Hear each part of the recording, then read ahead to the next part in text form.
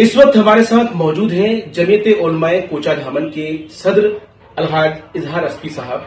आपको बताता चलूं कि इस वक्त सीमांचल के दौरे पे हैं जमीयत उलमाए यूके के जनरल सेक्रेटरी जनाब सईद साहब और साथ ही उनके साथ जो आए हुए हैं मौलाना हकीमुद्दीन साहब।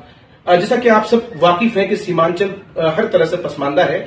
मैं सीधे तौर पर इजहार अस्फी साहब से जानना चाहूंगा कि अभी जो उनका ये दौरा है, इस दौरे का क्या मकसद है और क्या कुछ वो करना चाह रहे हैं, क्या कुछ फलाह बहबूद के लिए सीमांचल का उनका जो उनकी जो प्लानिंग है वो क्या कुछ है, जरा इसके बारे में तफसील से बताएं। क्योंकि हमारे जमीयत की तरफ से सीमांचल के इलाके में कई सालों से जमीयत की तरफ से हर तरह का सुविधा देने के लिए हम लोग कोशिश कर रहे हैं। पिछले दफा लगभग 250 से 300 हम लोग घर बना करके दिए उन गरीबों को जिनके सर पर छप्पर नहीं था। उसके बाद सैलाब में भी हम लोगों ने हर पंचायत में लगभग कुछ न कुछ रिलीफ के तौर पर बांटा था, जो सबको जानकारी है जी।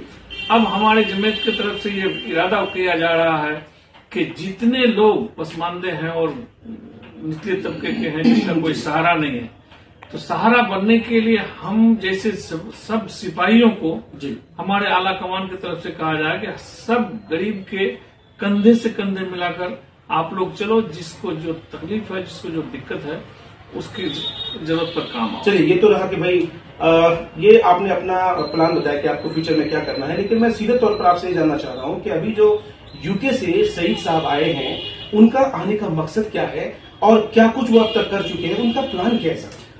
प्लान तो जो भी हो, लेकिन अभी वो यूके से भी इतना फाइनेंस करते हैं हम लोगों की जमीयत को। अभी हम लोग आज के दौरे में 4-5 जगह जाने के बाद आखिर में मौलाना खालिद साहब के मदरसे में गया और जो ही पहुंचा वहां पर 35 या 33 औरतें खड़ी थी जिनको हर महीने 300-300 रुपये हम लोग मदद के तौर पर शुरू से देते आ रहे हैं। वहां पर फिर बैठ करके हम लोगों ने इस महीने का 300 रुपया सारे औरतों को बांटा।